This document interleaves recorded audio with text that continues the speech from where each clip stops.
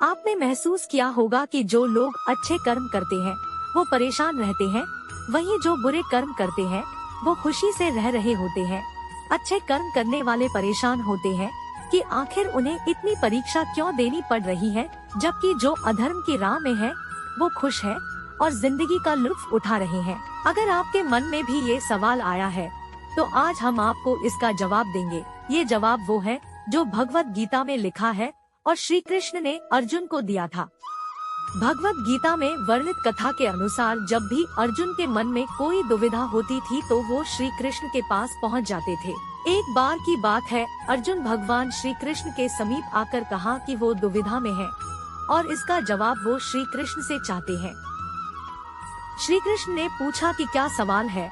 अर्जुन ने कहा, मुझे ये जानना है कि अच्छे लोगों के साथ हमेशा बुरा ही क्यों होता है, वहीं बुरे लोग खुशहाल दिखते हैं। अर्जुन के मुंह से ऐसी बातें सुनकर श्री कृष्ण मुस्कुराए और कहा, मनुष्य जैसा सोचता है और महसूस करता है वैसा कुछ नहीं होता है, बल्कि अज्ञानता की वजह से वो सच्चाई नहीं समझ पाता है। अर्जुन उनकी ये बात समझ नहीं पाए। इसके बाद श्री कृष्ण ने क्या कहा वो जानते हैं।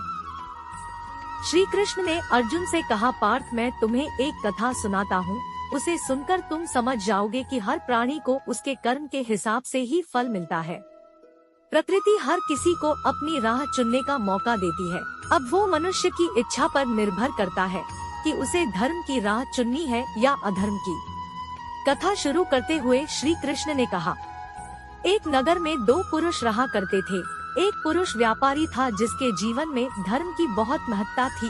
वो पूजा पाठ में यकीन रखता था। वो हर रोज मंदिर जाता था और दान धर्म भी करता था और हर रोज भगवान की पूजा करता था। वहीं दूसरा पुरुष बिल्कुल विपरीत था। वो हर रोज मंदिर तो जाता था लेकिन पूजा करने नहीं, बल्कि मंदिर के बाहर से जूते चप्पल चुराने। उसे दान और धर्म से कोई लेना देना नहीं था। समय बीतता गया और एक दिन बहुत जोर की बारिश हो रही थी। इस वजह से मंदिर में पुजारी के अलावा कोई नहीं था। ये बात जब दूसरे पुरुष को पता चली तो उसने कहा कि ये सही मौका है मंदिर का धन चुराने का। पंडित से नजर बचाकर उसने मंदिर का सारा धन चुरा लिया। उसी समय धर्म कर्म में विश्वास रखने वाला व्यक्ति भी मंदिर पहुंचा। दुर्भाग्य से मंदिर के पुजारी ने उसे ही चोर समझ लिया और चिल्लाने लगे। वहाँ लोग एकत्र हो गए और उसे बहुत मारा। किसी तरह वो बचते बचाते वहाँ से निकला तो दुर्भाग्य ने उसका साथ वहाँ भी नहीं छोड़ा। मंदिर के बाहर वो एक गाड़ी से टकरा गया और घायल हो गया। फिर वो व्यापारी लंगड़ाते हुए घर जाने लगा तो रास्ते में उसकी मुलाकात उस पुरुष से हुई जिसने मंदिर से धन चुराया था। उसने कहा, आज तो मेरी किस्मत चमक गई, एक साथ इतना सारा धन मिल गया। ये सब देखकर उसे बहुत बुरा लगा और उसने अपने घर से भगवान की सारी तस्वीरें निकाल दी। कुछ सालों बाद दोनों की पुरुषों की मृत्यु हो गई। मरने के बाद जब दोनों यमराज की सभा में पहुँचे और भले पुरुष ने दूसरे व्यक्ति को देखा तो उसे बहुत गुस्सा आया। उसने क्रोधित होकर यमराज से पूछ ही लिया, मैं तो हमेशा अच्छे कर्म करता था, दान में विश्वास रखता था, उसके बदले जीवन भर मुझे अपमान और दर्द ही मिला और इस व्यक्ति को नोटों से भरी पोटली, आखिर ऐसा भेदभाव क्यों? इस पर यमराज ने कहा, पुत्र, तुम गलत समझ रहे हो।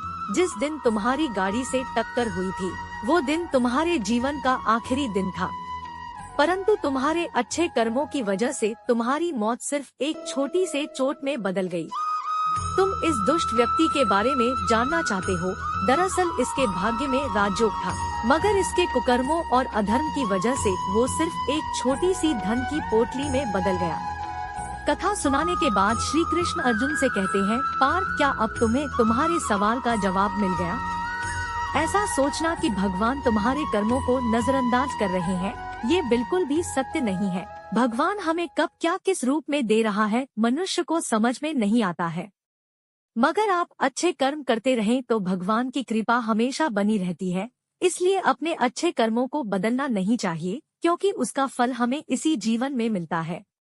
इसलिए मनुष्य का फर्ज है कि वो हमेशा अच्छे कर्म करते रहें, क्योंकि श्री कृष्ण ने गीता में भी बताया है कि किसी के द्वारा किया गया कर्म बेकार नहीं जाता है, चाहे वो अच्छा हो या बुरा।